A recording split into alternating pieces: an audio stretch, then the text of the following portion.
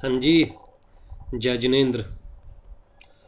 दोस्तों, ये CS executive entrance test की फर्स्ट क्लास है। कमाल की बात देखिए, आज सारी दुनिया घर में बैठी है, लॉकडाउन है पूरे इंडिया में, और ऐसे में हम लोग क्लास स्टार्ट करने जा रहे हैं।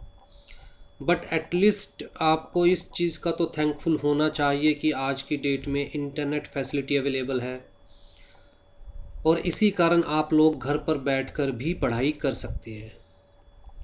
क्योंकि ये फर्स्ट क्लास है CS एग्जीक्यूटिव एंट्रेंस टेस्ट की, तो बहुत सारे स्टूडेंट्स ऐसे होंगे जिन्होंने पहले मुझे नहीं सुना होगा या जो मेरे बारे में नहीं जानते होंगे।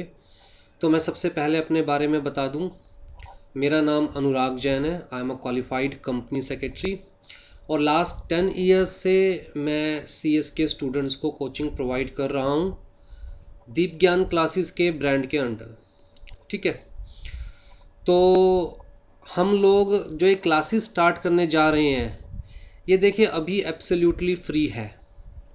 मतलब किसी भी स्टूडेंट से कोई भी चार्ज नहीं लिया जाएगा। जो भी क्लास हम लोग रिकॉर्ड करेंगे वो साथ साथ हम लोग अपने इस चैनल पर अपलोड कर देंगे। ये चैनल आपके सामने है। अगर आप यूट्यूब पर सर्च करेंगे दीप ज्ञान क्लासेस, तो आपको इजीली ये चैनल मिल जाएगा, दीप ज्ञान क्लासेस, राइट। और इस चैनल पर हम लोग जिस तरह होम पेज पर ही आप देखेंगे, यहाँ पर प्लेलिस्ट क्रिएट करते जाएंगे CS executive entrance test free video lectures. तो आप सारे यहाँ पर वीडियोस देख सकते हैं फ्री ऑफ कॉस्ट। और हमारे साथ कनेक्टेड रहने के लिए, हमसे जुड़े रहने के लिए, और जो भी हम लोग नोट्स इशू करेंगे या MCQs इशू करेंगे, उनकी PDF के लिए आप लोग हमें व्हाट्सएप पर ज्वाइन कीजिए। हमारे व्हाट्सएप ग्रुप को ज्वाइन कीजिए। ग्रुप का लिंक वीडियो में भी दिया होगा, और जो वीडियो का डिस्क्रिप्शन बॉक्स है उसमें भी दिया होगा। ठीक है दोस्तों, ये एब्सोल्युटली फ्री क्लासेस रहेगी, तो अपने फ्रेंड्स के साथ या फिर और सोशल मीडिया पे इसे शेयर करना मत भूलिएगा। क्योंकि आज की डेट में कोई भी फाइनेंशियल बर्डन नहीं लेना चाहता जब तक हालात ख़राब है, राइट। तो हर किसी की हेल्प होगी। जो भी CS एग्जीक्यूटिव एंट्रेंस टेस्ट की प्रिपरेशन कर रहा है, हर किसी की हेल्प होगी। तो आपसे सिर्फ मैं यही सपोर्ट चाहूँगा कि एक तो हमारी वीडियोस को ज़्यादा से ज़्यादा शेयर कीजिएगा, और दूसरा जितना हो सके अपने लेवल पर और लोगों की मदद कीजिएगा, राइट। अगर कोई भूखा दिखाई दे तो उसे खाना ज़रूर खिलाइएगा। यही हमारे लिए आपकी कंसिडरेशन होगी। चलिए दोस्तों, सबसे पहले मैं आपको बता दूं कि जो आपका सिलेबस है, जो आपकी बुक्स है, वो आपको कहाँ से डाउनलोड करनी है। देखिए, हम ICSI की वेबसाइट पर जाएंगे। ये आपके सामने ICSI की वेबसाइट है। तो यहाँ पर दे रखा है, आपको नीचे जाओगे तो यहाँ पर एक टैब बना पाएगा आपको, CS एग्जीक्यूटिव एंट्रेंस टेस्ट। इस टैब पर आप लोग क्लिक करेंगे। ठीक है, तो यहाँ पर देखिए सब कुछ दिया हुआ है। CS executive entrance test, mock test, general instructions, bulletin, extension of registration date 4 मई 2020, शेड्यूल ऑफ क्लासेस जो ICSI लेने वाला है, और साथ में यहाँ पर देखिए रेफरेंस रीडिंग मटेरियल। तो यहाँ पर रेफरेंस रीडिंग मटेरियल पर आप लोग क्लिक करेंगे तो ये PDF आप लोगों के सामने खुल जाएगा। ठीक है दोस्तों, अब यहाँ पर आप किसी भी बुक को क्लिक करेंगे। जैसे मैं इसको क्लिक करता हूँ, बिजनेस कम्युनिकेशन पेपर 1 को क्लिक करता हूँ, तो एक और आपके सामने लिंक आ जाएगा जहाँ पर ये चारों बुक्स आपको दी हुई है। चारों बुक्स की रेफरेंस रीडिंग मटेरियल आपको दिया हुआ है। तो आपके सब्जेक्ट्स तो आई थिंक आप लोगों को क्लियर होंगे। पहला सब्जेक्ट है, पहला पेपर है बिजनेस कम्युनिकेशन का। दूसरा legal aptitude and logical reasoning का। तीसरा इकोनॉमिक एंड बिजनेस एनवायरनमेंट का। और चौथा है करंट अफेयर्स एंड वाइवा वो से, राइट। तो हम लोग सबसे पहले जो स्टार्ट करने जा रहे हैं that is legal aptitude and logical reasoning. इसका रीज़न क्या है दोस्तों, जब आप इस पर क्लिक करेंगे तो देखिए यहाँ से बुक आपकी डाउनलोड हो जाएगी, और हम लोग ICSI के रेफरेंस बुक को ही रेफ़र करेंगे मेनली। तो आप लोगों को हर वीडियो में दो काम करने हैं। एक तो आपके माइंड में ये ICSI की आपके पास रेफरेंस बुक होनी चाहिए, और दूसरा आपको कॉपी और पेन लेकर बैठना है। हर सब्जेक्ट के लिए अलग से कॉपी और पेन बनाइएगा, लीजिएगा। मतलब हम जो यहाँ पर आपको लिखवाते जाएंगे, जो यहाँ पर डिस्कस करते जाएंगे, वो सारी चीज़ें आपको नोट डाउन करनी है, राइट। अपनी तरफ से हम लोग कोशिश करेंगे सारे नोट्स प्रोवाइड करने की, सारे MCQs प्रोवाइड करने की, जिसके लिए आपको हमारा व्हाट्सएप ग्रुप ज्वाइन करना पड़ेगा, राइट। लेकिन फिर भी आपको अपनी कॉपी भी बनानी है। देखिए, जितना आप खुद से लिखेंगे, ये मेरा लास्ट 10 ईयर्स का एक्सपीरियंस है, जो स्टूडेंट खुद से अपने हाथों से लिखता है उसको चीज़ें ज़्यादा याद रहती है और वो एग्ज़ाम जल्दी क्लियर कर पाता है, ठीक है। तो सबसे पहले मैं आपको इस सब्जेक्ट का ओवरव्यू दे दूं। देखिए, हर सब्जेक्ट 50 मार्क्स का है। आपने शायद फर्स्ट वीडियो देखी होगी, वहाँ पर क्लियर कट बताया हुआ था कि हर सब्जेक्ट, जो इंट्रोडक्शन वाली वीडियो थी, वहाँ क्लियर कट बताया हुआ था कि हर सब्जेक्ट 50 मार्क्स का है। ये देखिए, business communication 50 marks, legal aptitude and logical reasoning 50 marks, economic and business environment 50 marks, current affairs 20 marks. लेकिन करंट अफेयर्स के अंदर हमने देखा था कि वाइवा वो से भी है। वाइवा तो आप लोग जानते हैं क्या होता है, राइट। बस डिफरेंस ये होगा कि एक्चुअल में वाइवा कोई टीचर लेता है, लेकिन यहाँ पर कंप्यूटर आपका वाइवा लेने वाला है। आपकी कम्युनिकेशन स्किल्स चेक की जाएगी, लिसनिंग स्किल्स चेक की जाएगी, राइट। रिस्पॉन्स टाइम आपका चेक किया जाएगा। तो कंप्यूटर के अंदर ऑलरेडी फीड होगा सारी चीज़ें, तो वो कंप्यूटर से वॉइस निकलेगी, आपको ध्यान से सुनना है और उसके बेसिस पर आपको आंसर करना है। मतलब कोई भी टीचर या इंडिविजुअल आपका वाइवा नहीं लेने वाला। तो आपका यहाँ पर 30 मार्क्स का वाइवा होगा और 20 मार्क्स का करंट अफेयर्स होगा, ठीक है। 35, 35, 35, 15 इस तरह से क्वेश्चंस इन्होंने डिमार्केशन की हुई है। 35 क्वेश्चंस 50 मार्क्स के कैसे आएंगे, हमने इंट्रोडक्शन वाली क्लास में बताया था कि मोस्ट प्रोबेबली आपके 20 क्वेश्चंस 1 मार्क के होंगे और 15 क्वेश्चंस 2 मार्क के होंगे, राइट। तो 20 + 30 50 हो जाएंगे, 50 मार्क्स। तो इसी तरह यहाँ पर रहेगा। यहाँ पर मोस्ट प्रोबेबली आपके 10 क्वेश्चंस 1 मार्क के होंगे और 5 क्वेश्चंस 2 मार्क्स के होंगे। तो 10 + 10 20 हो जाएगा, ठीक है। 30 मार्क्स आपके वाइवा के है ही। आ जाइए जी, सबसे पहले हम लोग बात कर रहे हैं legal aptitude and logical reasoning. अच्छा, पेपर आपका MCQ बेस्ड होगा, ये चीज़ आपको क्लियर होनी चाहिए। MCQ बेस्ड का मतलब आपको हर क्वेश्चन में 4 ऑप्शंस दी जाएगी और उसमें से कोई एक आपको टिक करना है, जो करेक्ट होगी वो आपको टिक करनी है। क्या कोई नेगेटिव मार्किंग है? द आंसर इज़ नो, कोई नेगेटिव मार्किंग नहीं है एट प्रेजेंट। पेपर कैसे दिया जाएगा? जो ICSI के डेडिकेटेड कंप्यूटर सेंटर्स होंगे वहाँ पर आपको जाना होगा, वहाँ पर बैठकर कंप्यूटर पे आपको पेपर देना होगा। तो उसके लिए आपको प्रैक्टिस कैसे करनी है वो चीज़ भी हम लोग आपको आगे जाकर बता देंगे, ठीक है जी। आ जाइए दोस्तों, तो सबसे पहले legal aptitude and logical reasoning. देखिए, इसके अंदर 2 पार्ट्स में आपका ये पूरा सब्जेक्ट डिवाइडेड है, legal aptitude and logical reasoning. Legal aptitude के अंदर हमारे पास कौन कौन से चैप्टर्स हैं?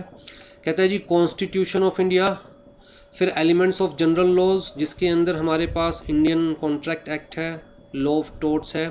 फिर जी elements of company secretaries legislation, means legal framework governing the company secretaries. फिर ये एलिमेंट्स ऑफ कंपनी लॉ, यहाँ तक तो हमारे पास आ गया लीगल एप्टीट्यूड। उसके बाद लॉजिकल रीजनिंग के अंदर आ गया legal reasoning, logical reasoning, verbal reasoning, non verbal reasoning, ये सारा हमारे पास। तो ये काफ़ी लेंदी सब्जेक्ट है और आई थिंक अगर आप 12th क्लियर करके CS एग्जीक्यूटिव एंट्रेंस टेस्ट देने जा रहे हैं तो आप लोगों को शायद लॉ की नॉलेज नहीं होगी। तो आज की क्लास का मेन मोटिव देखिए, अगर मैं सब्जेक्ट को थोरली स्टडी करूं तो यहाँ पर ICSI की इंटेंशन है कि बच्चे को लीगल सेंस होनी चाहिए, बच्चा लॉ को पढ़ सके, लॉ को समझ सके, लॉ को समझकर करंट सिचुएशन पर अप्लाई कर सके, ताकि ये समझ में आ सके कि इस केस के अंदर ये लॉ एप्लीकेबल है तो ये आउटपुट आना चाहिए, ये डिसीजन होना चाहिए, राइट। तो एटलीस्ट आपको लॉ की बेसिक नॉलेज होनी चाहिए, आपको पता होना चाहिए कि लॉ क्या होता है, पहली चीज़। दूसरी चीज़, आपको लॉ पढ़ना आना चाहिए, राइट। आपको पता होना चाहिए बेयर एक्ट क्या होता है, आपको पता होना चाहिए लॉ का स्ट्रक्चर क्या होता है, एक्ट क्या होता है, रूल्स क्या होते हैं, रेगुलेशंस क्या होते हैं, लॉ इंडिया में कैसे बनाया जाता है, ये सारी चीज़ें आपको पता होना चाहिए, ठीक। तो आज की क्लास में मैं ये सारी चीज़ें आपको बताने वाला हूँ, और ये जो बताने वाला हूँ मान के चलिएगा पूरे CS एग्जेक्टिव एंट्रेंस टेस्ट का सबसे इम्पोर्टेंट कंसेप्ट है, ये आपका बेस है, इसी के बेसिस पर आप लॉ पढ़ने जा रहे हैं, राइट। देखिए, मुझे नहीं पता कि आप लोगों को कितना पता है CS के बारे में, कि CS क्या होता है या क्या नहीं होता, तो मैं थोड़ा सा आप लोगों को उस बारे में भी बता देता हूँ। जनरली हम लोग क्या करते हैं, हम लोग एडमिशन तो ले लेते हैं किसी कोर्स के अंदर, CA में ले लिया, CS में ले लिया, लेकिन जब हम एडमिशन लेते हैं हम लोगों को बहुत कम नॉलेज होती है। जो मैंने अपनी फ़ेस टू फेस क्लासेस के बच्चों से एक्सपीरियंस किया है कि बच्चों को एक्चुअली पता ही नहीं होता कि यार ये CS है क्या। एडमिशन तो ले लिया, क्लासेस लेनी स्टार्ट कर दी, एग्ज़ाम्स की प्रिपरेशन करनी स्टार्ट कर दी, लेकिन एग्जैक्टली पता ही नहीं कि एक्चुअल में ये है क्या, राइट। तो मैं थोड़ा सा इसके बारे में आपको नॉलेज दे देता हूँ कि what is company secretary, who is company secretary, what is the scope of company secretary, इन सब चीज़ों के बारे में। चलिए, तो ये सब्जेक्ट स्टार्ट करने से पहले मैं आपको थोड़ा सा एक तो company secretary as a profession के बारे में नॉलेज दूंगा, और दूसरा मैं आपको सबसे पहले लॉ के बारे में बताऊंगा कि लॉ क्या होता है, कैसे बनाया जाता है इंडिया के अंदर, लॉ के क्या क्या एलिमेंट्स हैं, और आपको लॉ को पढ़ना कैसे है। जब तक आपको उस चीज़ की सेंस नहीं होगी जिसे मैं लीगल सेंस कहूँगा, तब तक आई थिंक लॉ समझना बहुत मुश्किल है, और एटलीस्ट ये एग्ज़ाम क्लियर करना तो बहुत मुश्किल है, ठीक है। क्योंकि देखिए, अब आपके पास सारा जो पेपर है वो सिर्फ आपके रटे रटाए पोर्शन में से नहीं आएगा। हम बात कर रहे हैं लीगल रीजनिंग की, हम बात कर रहे हैं लॉजिकल रीजनिंग की, हम बात कर रहे हैं verbal reasoning, non verbal reasoning की। तो भैया माइंड तो आपको यूज़ करना ही पड़ेगा। आप यहाँ पर देख सकते हैं टोटल यहाँ दिखा रखे हैं 269 से ज़्यादा पेजेस हैं, राइट। लास्ट जो चैप्टर है हमारे पास नॉन वर्बल रीजनिंग, ये उसका स्टार्टिंग ही 269 से है, और जो रटा रटाया पोर्शन होना चाहिए वो तो 97 पेज पर ही ख़त्म हो जाता है। उसके बाद तो सारी, मतलब 133 पेज पर ही ख़त्म हो जाता है। उसके बाद तो सारी की सारी logical reasoning, legal reasoning, verbal reasoning, non verbal reasoning, यही चल रहा है, राइट। तो बहुत बड़ा पार्ट, मतलब 50 में से 25 मार्क्स का रीजनिंग के ऊपर आने वाला है। तो जब तक आपको बेसिक नॉलेज नहीं होगी, जब तक आप डीपली लॉ को नहीं समझोगे, तब तक क्लियर करना इज़ नॉट पॉसिबल, ठीक है जी। तो सबसे पहले कि ये CS है क्या, legal framework governing company secretaries. देखिए, सबसे पहले ये समझने की कोशिश कीजिए कि इस प्रोफेशन का जन्म कहाँ से हुआ। भाई, जिस प्रोफेशन में आप लोग जा रहे हैं, जो कोर्स आप लोग कर रहे हैं, उसकी हिस्ट्री तो आप लोगों को पता होना चाहिए, राइट। तो जी, कंपनी समझते हैं आप, कंपनी वर्ड आप लोगों ने कंपनी वर्ड तो सुना होगा, रिलायंस एक कंपनी है, टाटा कंपनी है, राइट। देखिए, कॉरपोरेट फॉर्म ऑफ बिजनेस के अंदर क्या होता है कि जी बहुत सारे लोग इन्वेस्ट करते हैं पैसा, जनरल पब्लिक इन्वेस्ट करती है पैसा। आप चाहो तो रिलायंस के शेयर्स परचेज कर सकते हो, आप चाहो तो टाटा के शेयर्स परचेज कर सकते हो, आप चाहो तो मारुति के शेयर्स परचेज कर सकते हो, आप चाहो तो SBI के शेयर्स परचेज कर सकते हो, राइट।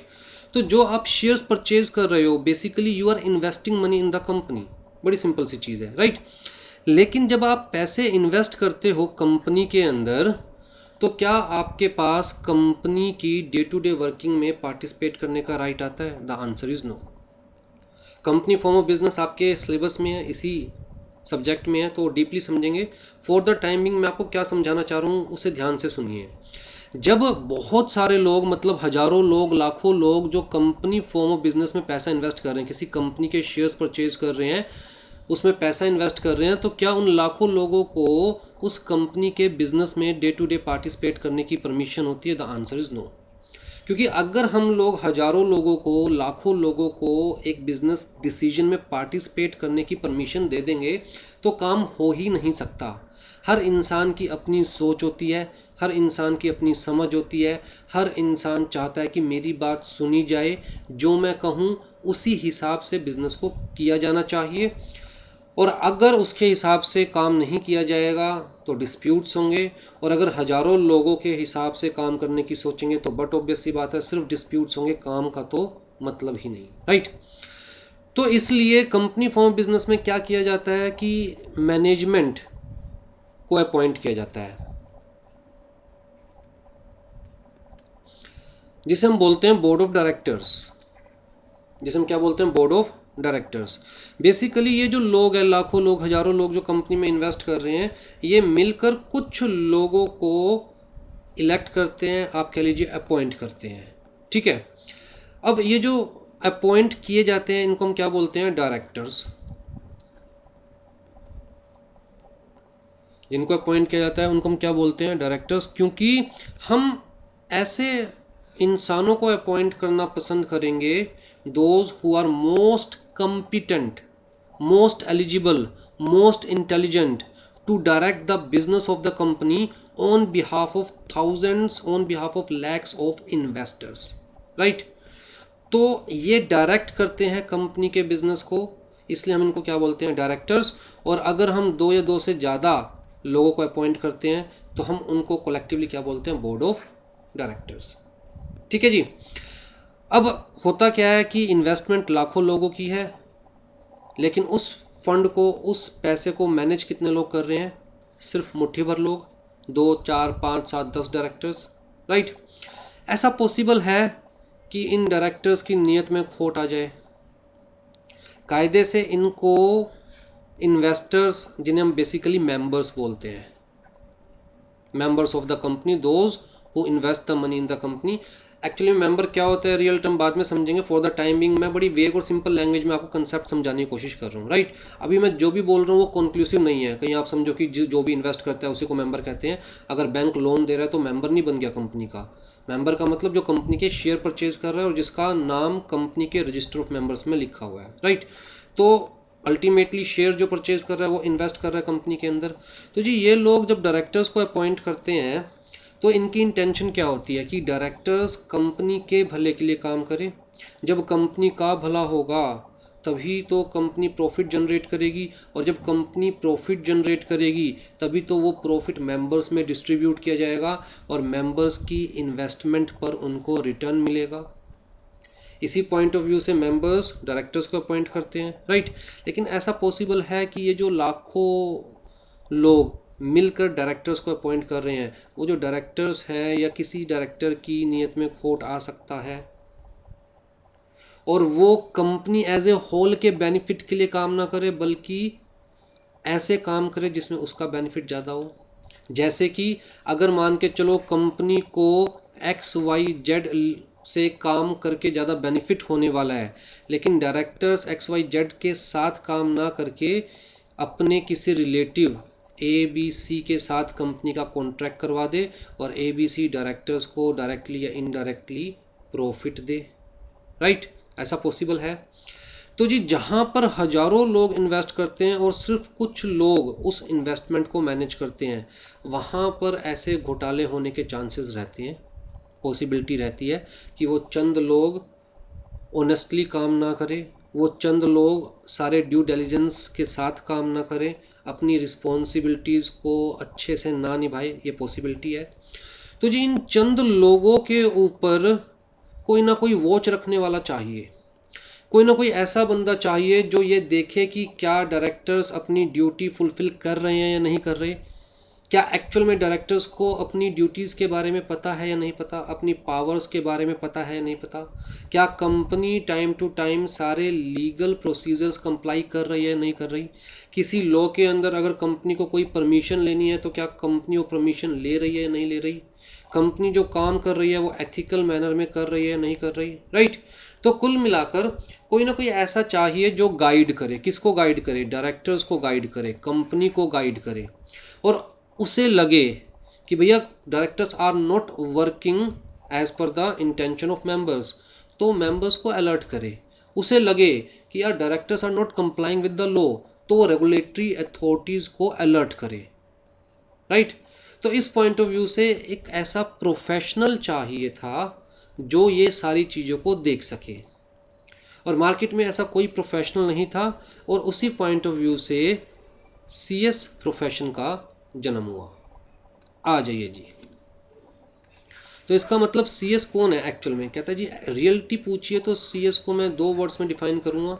एक हम कह सकते हैं CS is a legal compliance officer of the company, जिसका काम है ये देखना कि क्या कंपनी सारे लॉज को कंप्लाई कर रही है या नहीं कर रही है, किसी लीगल दिक्कत में तो कंपनी नहीं फंसने जा रही, राइट। क्योंकि अगर कंपनी किसी लीगल प्रॉब्लम में फंसेगी तो कंपनी का बिजनेस अफेक्ट होगा, कंपनी का बिजनेस अफेक्ट होगा तो कंपनी अपने मेंबर्स को प्रॉफिट कैसे दे पाएगी।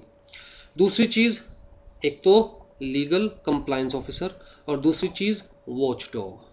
वॉच डॉग का मतलब जो अपनी नज़रें रखेगा कंपनी के ऊपर, बोर्ड ऑफ डायरेक्टर्स के ऊपर, कंपनी की मैनेजमेंट के ऊपर, और उसे लगेगा भैया कुछ भी गलत हो रहा है, अनएथिकल हो रहा है, मेंबर्स के साथ चीटिंग हो सकती है या लॉ के साथ कुछ चीटिंग हो सकती है, तो वो लीगल अथॉरिटीज़ को अलर्ट करेगा, मेंबर्स को अलर्ट करेगा। ठीक है, हाँ जी। Introduction, evolution of company secretary as a profession. देखिए सबसे पहले ना इनिशियली एक नॉन स्टैट्यूटरी एडवाइजरी बॉडी को एस्टेब्लिश किया गया, established by the government to understand the qualifications required for the profession of company secretary. फिर जी जब लगा कि हाँ एक्चुअल में सीएस की रिक्वायरमेंट है कॉरपोरेट वर्ल्ड में, तो जी एक डिप्लोमा कोर्स इंट्रोड्यूस किया गया बाय द गवर्नमेंट, जिसे नाम दिया गया government diploma in company secretaryship.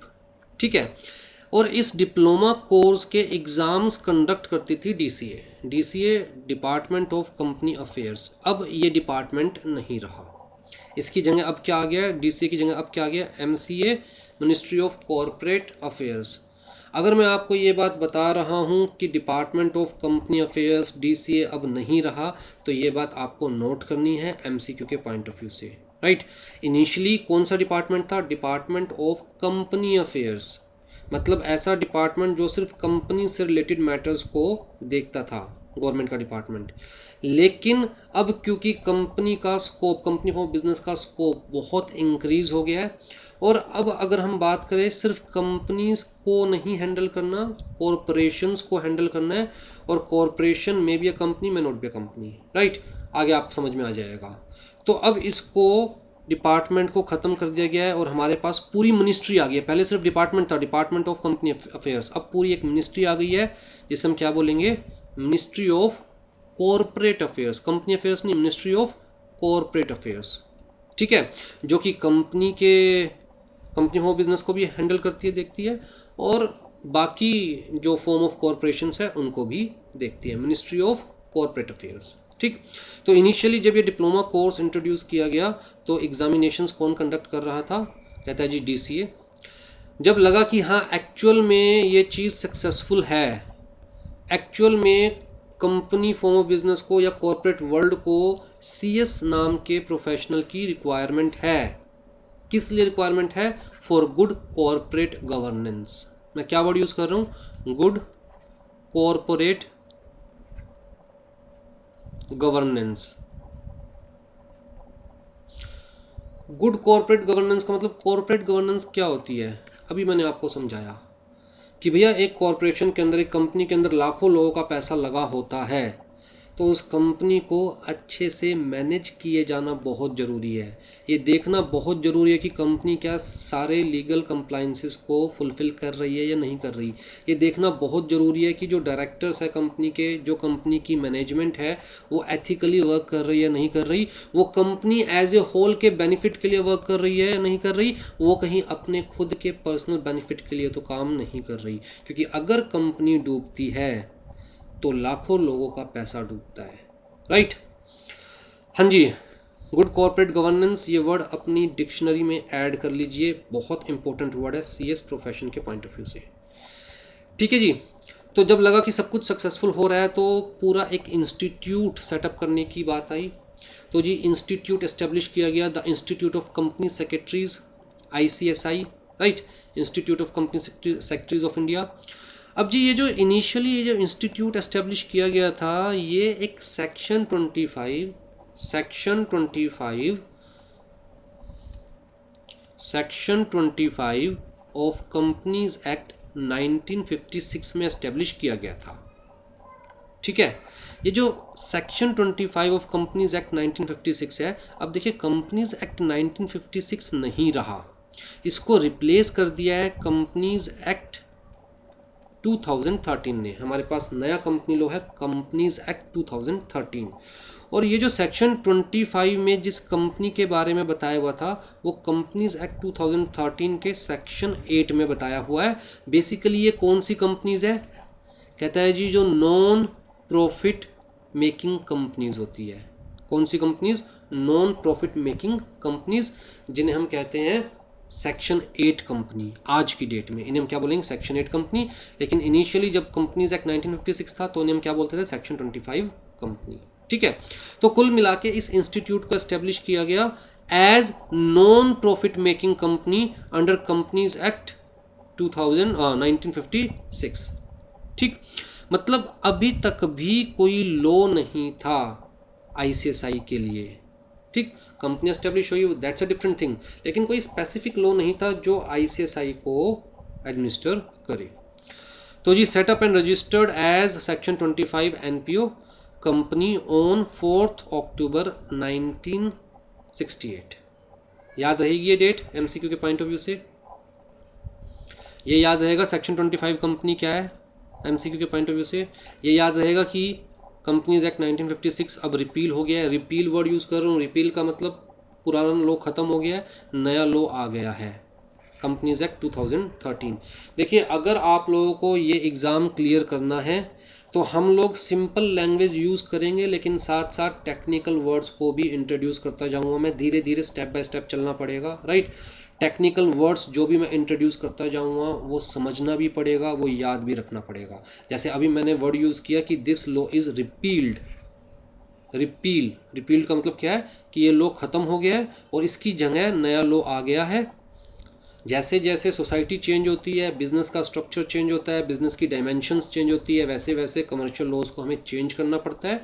ये जो लॉ है ये अब पुराना हो गया था, इसके प्रोविजंस पुराने हो गए थे, और जैसे जैसे कॉर्पोरेटाइजेशन बढ़ता जा रहा है, जैसे जैसे company form of business expand होते जा रहे हैं, नए नए डायमेंशंस खुलते जा रहे हैं, वैसे वैसे न्यू प्रोविजंस की रिक्वायरमेंट महसूस होनी शुरू हुई।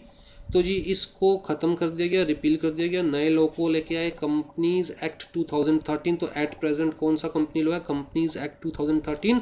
और जो ये सेक्शन 25 ऑफ कंपनीज एक्ट 1956 में कंपनी इनकॉर्पोरेट होती थी, इनकॉर्पोरेट का मतलब उसके अंदर कंपनी जो रजिस्टर की जाती थी वो NPO कंपनी होती थी। और नए लॉ के अंदर NPO कंपनी कौन से सेक्शन में रजिस्टर की जाती है, सेक्शन 8 के अंदर।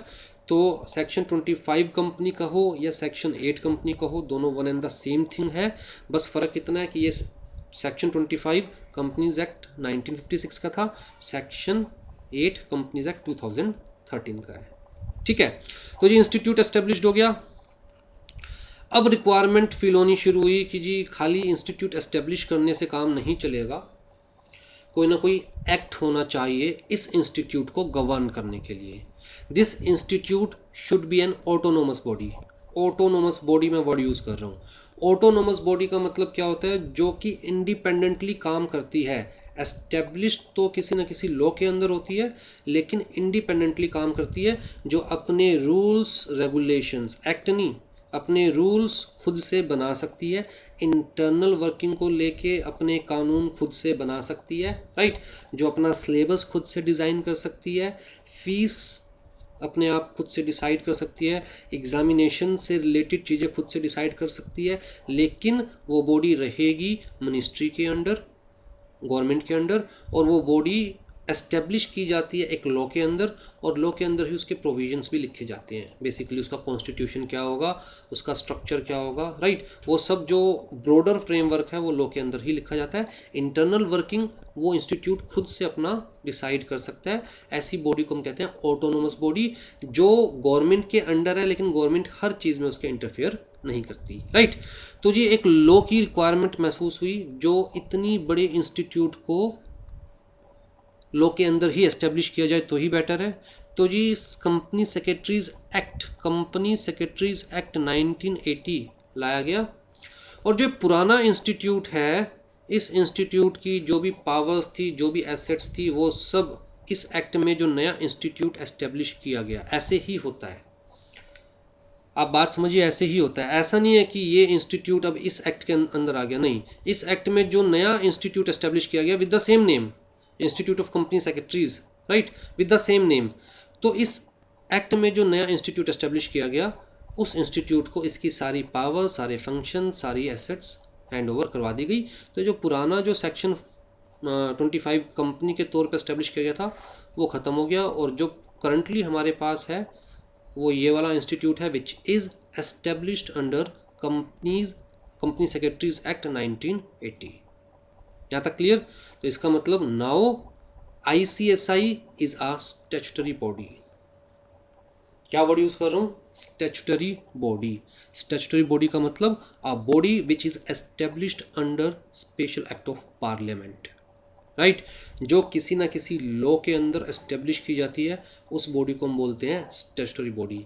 अगर आप पार्टनरशिप में काम कर रहे हैं तो क्या आप स्टैट्यूटरी बॉडी है? The answer is no.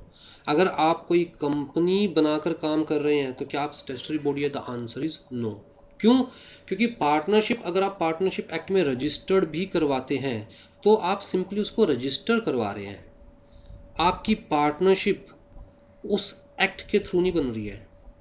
अगर कंपनी को कंपनीज एक्ट में रजिस्टर करवा रहे हैं तो आप सिंपली उसे रजिस्टर करवा रहे हैं, आपकी कंपनी कंपनीज एक्ट के थ्रू नहीं बन रही है।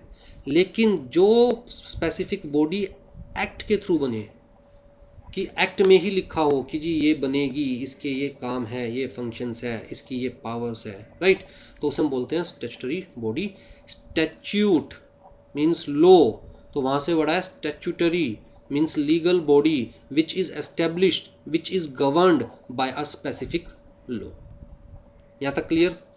तो जी करंटली हमारे पास ये जो ICSI है, this is a statutory body which is established under company secretaries act 1980। तो जी क्या हमें मतलब CS प्रोफेशन को कोई लॉ गवर्न करता है? आपके सामने ये लॉ गवर्न करता है। उसके अलावा जो CS रेगुलेशंस है वो गवर्न करते हैं। उसके अलावा यहाँ पर कौंसिल्स है,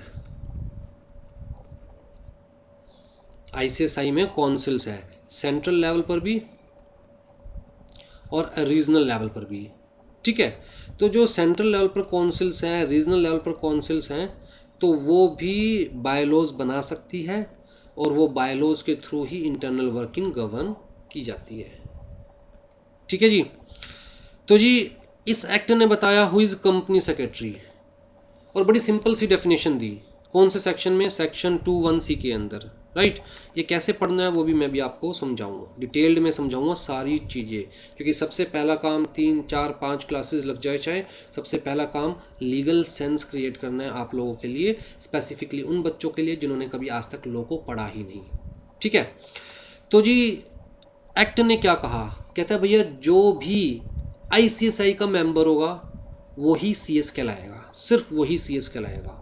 company secretary means a person who is the member of the institute of company secretaries of India. तो जो ICSI का मेंबर होगा सिर्फ उसी को ही कंपनी सेक्रेटरी बोला जाएगा। इसका मतलब सर क्या प्रोफेशनल क्लियर करने के बाद हम CS बन जाएंगे? The answer is no. Even professional clear करने के बाद भी आप अपने नाम के आगे CS नहीं लगा सकते।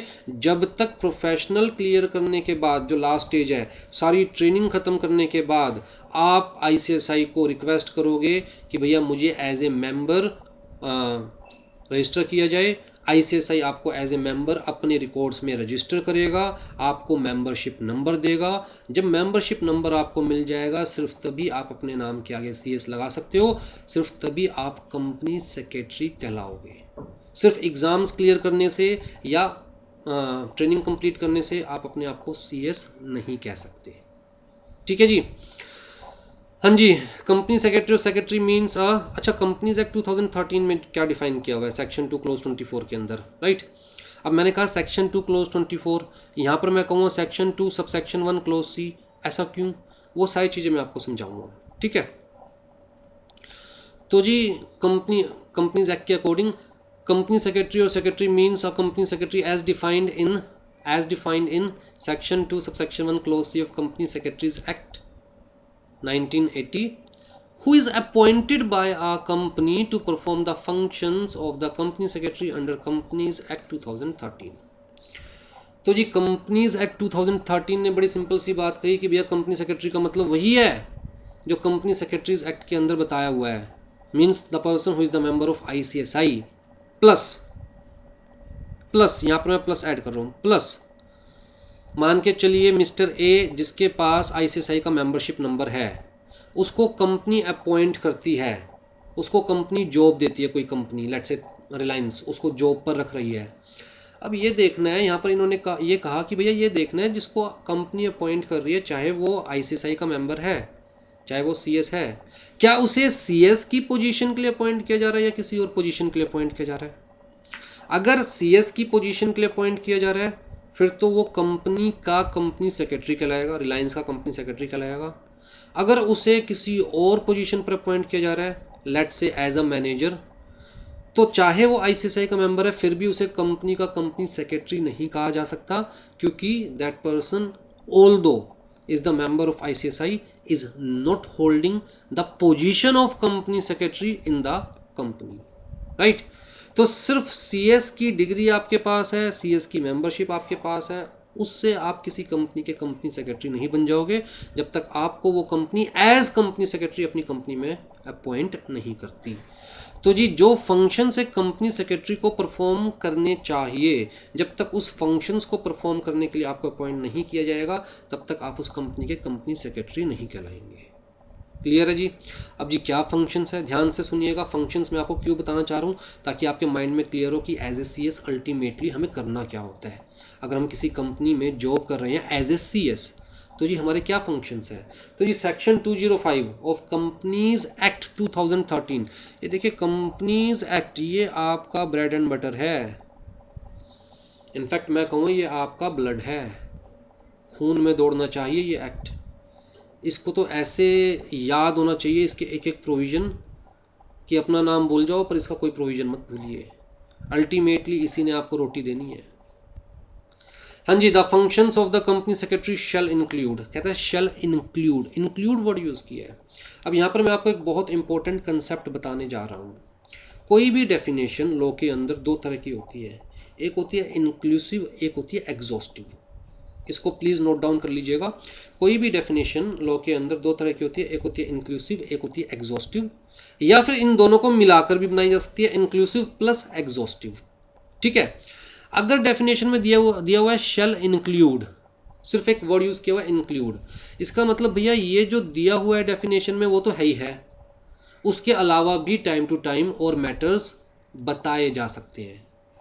तो this is inclusive definition. Inclusive definition का मतलब where the list is not confined, is not conclusive.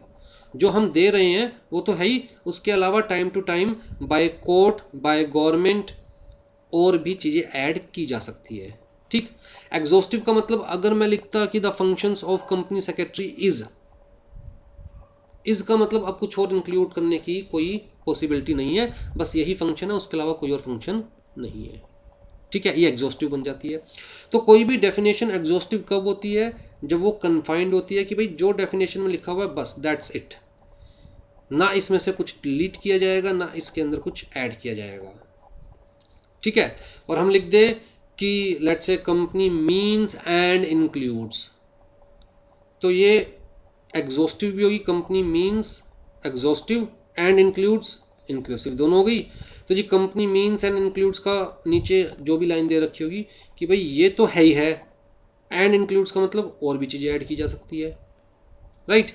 तो जी यहाँ पर फॉर द टाइमिंग दिमाग में क्या रखे, धीरे धीरे जो फोल्ड्स वो खुलते रहेंगे। सारा स्ट्रेस एक ही क्लास में मत लीजिएगा, और बहुत लंबी क्लासेस मैं नहीं लूँगा इनिशियली, 35-40 मिनट्स की क्लासेस ही मैं अपलोड करूँगा। तो सारा स्ट्रेस एक ही क्लास में मत लीजिएगा, बस जो बताता जा रहा हूँ उसको दिमाग में रखिएगा, इतना सा काम कर लीजिएगा, आपको मैं 100% गारंटी दे रहा हूँ कि आपका एग्ज़ाम क्लियर करवा दूँगा फर्स्ट अटैम्प्ट में, ठीक है। तो दो डेफिनेशंस जो मैंने बताई, एक इंक्लूसिव एक एग्जॉस्टिव। फॉर द टाइमिंग नाम भी याद रख लेंगे तो भी मेरे लिए चलेगा, ठीक है जी। तो क्या फंक्शंस है जी कंपनी सेक्रेटरी के, कहता है सेक्शन 205 में क्लियर कट बताया हुआ है कंपनीज एक्ट के, to report to the board about the compliance with the provisions of this act, rules made there under and other laws applicable to the company. तो ये सबसे पहले तो ये कहा गया कि जो कंपनी के बोर्ड ऑफ डायरेक्टर्स हैं उनको ये बताना है कि भैया किस किस लॉ के अंदर, कंपनीज एक्ट 2013 के अंदर और किस किस लॉ के अंदर कंपनी को क्या क्या प्रोविजंस कंप्लाई करने हैं, राइट। तो क्लियर कट यहाँ से क्या आया कि company secretary is a compliance officer of the company. तो भैया जब सारे लॉज के बारे में पता होगा तभी तो आप कंपनी को एडवाइस देने वाले हो कि भैया आपके ऊपर ये लॉ एप्लीकेबल है, इस लॉ के ये प्रोविजंस एप्लीकेबल है, आपको इस टाइम फ्रेम के अंदर इस डेट तक ये प्रोविजंस कंप्लाई करने हैं। तो बहुत डीप और बहुत वास्ट नॉलेज चाहिए, ठीक। To ensure that company complies with the applicable secretarial standards. देखिए लॉ तो गवर्नमेंट बनाती है, कैसे बनाती है वो भी मैं आपको बताऊंगा मोस्ट प्रोबेबली नेक्स्ट क्लास के अंदर, लेकिन सेक्रेटेरियल स्टैंडर्ड्स आईसीएसआई इशू करती है, याद रखिएगा इस चीज़ को, इशूड बाय आईसीएसआई। हमारा जो इंस्टीट्यूट है आईसीएसआई, वो इंस्टीट्यूट एस्टेब्लिश करता है सेक्रेटेरियल स्टैंडर्ड्स। सेक्रेटेरियल स्टैंडर्ड्स क्या है, कहता है जी ये स्टैंडर्ड्स बनाए गए हैं बाय द आईसीएसआई कि एज ए कंपनी सेक्रेटरी आपको ऐसे काम करना है, इस सिचुएशन को आपको ऐसे डील करनी है। तो अगर हम स्टैंडर्ड्स क्रिएट कर देंगे तो अलग अलग कंपनीज़ में अलग अलग तरीके से चीज़ों को कंप्लाई नहीं किया जाएगा, हर कंपनी के अंदर सेम तरह से चीज़ों को कंप्लाई किया जाएगा बाय द कंपनी सेक्रेटरी। और स्टैंडर्ड्स बहुत ज़रूरी है, राइट, ताकि जो अलग अलग प्रैक्टिसेस होती है, अलग अलग काम करने का तरीका होता है, वो कन्फ्यूजन क्रिएट करता है गवर्नमेंट के दिमाग में भी, स्टेक होल्डर्स के दिमाग में भी। अगर सेम पैटर्न होगा सबका काम करने का, सारे सीएस सेम चीज़ों को फॉलो करेंगे, सेम तरह से काम करेंगे, तो लोगों के माइंड में क्लियर होगा कि इस सिचुएशन में तो ऐसा ही किया जाता है, राइट। तो जी जो सेक्रेटेरियल स्टैंडर्ड्स आईसीएसआई इशू करे टाइम टू टाइम, उस सब वो कंपनी वो सारे सेक्रेटेरियल स्टैंडर्ड्स कंप्लाई करे, ये चीज़ का ध्यान रखना भी सीएस का काम है। As the member of ICSI, कम से कम आईसीएसआई जो आपको कह रहा है उसका ध्यान रखना तो आपका काम है। फिर जी to discharge such other duties as may be prescribed under the rule 10 of companies appointment and remuneration of managerial personnel rules 2014। अभी आपको ये रूल 10 याद रखने की जरूरत नहीं है, लेकिन सेक्शन 205 जरूर याद रखिए, क्योंकि सेक्शन 205 ऑफ कंपनीज एक्ट 2013 आपको बता रहा है फंक्शंस ऑफ कंपनी सेक्रेटरी। अब जी रूल 10 आपको याद रहे ना रहे कि rule 10 of companies appointment and remuneration of managerial personal, ये क्या है जी, कोई दिक्कत नहीं है, बस आप ये याद रखिए कि हाँ सेक्शन 205 ने कहा कि जो रूल 10 में बताया हुआ है वो भी ड्यूटीज़ है कंपनी सेक्रेटरी की, तो जी वो क्या है वो दिमाग में रखिए। कहता है to provide to the directors of the company collectively and individually such guidance as they may require with regard to their duties, responsibilities and powers. देखिए कितनी बड़ी रिस्पॉन्सिबिलिटी डाली जा रही है कि आप कंपनी के डायरेक्टर्स को बताइए कि जी आपकी ये ड्यूटीज़ है, ये रिस्पॉन्सिबिलिटीज़ है, ये पावर्स है, आपको ऐसे काम करना चाहिए, इस सिचुएशन को ऐसे हैंडल करना चाहिए। और ये चीज़ आप तभी कर सकते हो जब आपके पास कंप्लीट नॉलेज होगी, इन डेप्थ नॉलेज होगी, right. To facilitate the convening of meeting and attend board committee and general meetings and maintain the minutes of these meeting. तो जी कंपनी की चाहे बोर्ड ऑफ डायरेक्टर्स की मीटिंग हो, चाहे members की मीटिंग हो, चाहे कोई और मीटिंग हो, उन सारी मीटिंग्स को प्रॉपरली करवाना, कंडक्ट करना और उन सब मीटिंग्स में क्या क्या डिसीजंस लिए गए उस चीज़ को नोट करना, जिसे हम क्या बोलते हैं, minutes. Minutes of the meetings का मतलब कि जो हम लिखते हैं कि जी मीटिंग के अंदर ये चीज़ें डिस्कस की गई, ये चीज़ें अप्रूव की गई, फाइनलाइज की गई, तो उसे हम बोलते हैं मिनट्स। याद रहेगा, उसे हम बोलते हैं मिनट्स। और जिस बुक में लिखे जाते हैं उसे हम बोलते हैं मिनट्स बुक। ठीक है, तो ये भी सीएस का काम है। To obtain approval from the board, general meeting and the government and such other authorities as required under the provisions of this act. तो जी कंपनी को जहाँ भी जिस भी लॉ के अंदर कोई भी अप्रूवल लेने की रिक्वायरमेंट होती है, उस चीज़ का ध्यान रखना आपका काम है और कंपनी के बिहाफ पर वो अप्रूवल लेना एज ए सीएस आपका काम है। To present before various regulators, जैसे कि MCA, ministry of corporate affairs, जैसे कि SEBI, securities exchange board of India, जैसे कि टैक्स डिपार्टमेंट। तो अलग अलग रेगुलेटर्स, अलग अलग अथॉरिटीज़ के सामने आप कंपनी को प्रेजेंट करने जा रहे हो, राइट। तो you shall act as an interface between the government and the company, interface between the members and the company, interface between the stakeholders and the company, and interface between the management and the company। even company और company की management के बीच का जो हम कहेंगे कड़ी, वो भी आप ही बनने जा रहे हो। To assist the board in conduct of the affairs of the company, to assist and advise the board in ensuring good corporate governance, right. Ethically काम किया जाए, सब कुछ सोच कर समझ कर, अपने पर्सनल बेनिफिट के लिए नहीं बल्कि for the company as a whole, for all the members of the company काम करना है। And complying with the corporate governance requirements and best practices, and to discharge such other duties as may be specified under any act और rule, such other duties as may be assigned by the board from time to time. तो भैया अब मैं आपको सिर्फ इतनी सी बात कहूँगा कि सीएस अकेला ऐसा प्रोफेशन है जो आपको डायरेक्ट बोर्ड ऑफ डायरेक्टर्स के लेवल तक ले जाता है, और कोई भी ऐसा प्रोफेशन नहीं है इंडिया में जो direct board of directors, company के बोर्ड ऑफ डायरेक्टर्स तक जोड़ सके। सिर्फ सीएस ऐसा प्रोफेशन है। तो आई थिंक इससे बेटर प्रोफेशन हो ही नहीं सकता, राइट। ग्रोथ के चांसेस अनलिमिटेड है। आ जाओ जी, मेंबरशिप इन आईसीएसआई। देखिए दो तरह की मेंबरशिप होती है आईसीएसआई में, एक तो एसोसिएट मेंबरशिप होती है, एक फेलो मेंबरशिप होती है। पहले 5 साल तक, अभी के लिए आप सिर्फ इतना समझिए कि जब आप आईसीएसआई की मेंबरशिप लेते हो, after clearing all the exams, after completing all the training, after complying all the requirements, जब आप आईसीएसआई की मेंबरशिप लेते हो तो पहले 5 साल तक तो आप क्या कहलाओगे, एसीएस, ठीक है, associate member, associate company secretary. 5 साल के बाद you can apply for fellow membership. Fellow membership means seniority, कि अब मैं 5 साल इस फील्ड में हो चुके हैं, अब मुझे फेलो मेंबरशिप चाहिए सीनियोरिटी के बेसिस पर, राइट। कि भाई फेलो मेंबरशिप अपने आप में क्या डिनोट कर रही है कि yes he is a senior person in this field, right. तो जी इन केस ऑफ पीसीएस, अगर आप as a practicing company secretary work कर रहे हैं, जहाँ पर हम लोग इंडिपेंडेंटली, मतलब एक सीएस इंडिपेंडेंटली अपनी सर्विसेज अलग अलग कंपनीज़ को देता है, जैसे सीए प्रैक्टिस करता है वैसे सीएस भी प्रैक्टिस करता है। तो कहता है जी 5 साल के बाद अगर आप जॉब में हैं, एक कंपनी में एज ए सीएस जॉब कर रहे हैं, तो after 5 years you can apply for fellow membership. उस केस के अंदर आपसे कुछ टेस्ट लिया जा सकता है as per the regulations of ICSI, और आपका एक्सपीरियंस देखा जा सकता है। अगर लगेगा कि yes you are now senior, you are now matured in this profession, तो आपको फेलो मेंबरशिप दे दी जाएगी, ठीक है। हाँ जी, स्कोप ऑफ कंपनी सेक्रेटरी कहता है या तो आप as a company secretary job कर सकते हैं, या आप as a company secretary practice कर सकते हैं। अब जी प्रैक्टिस करने के लिए आपको आईसीएसआई की मेंबरशिप तो चाहिए,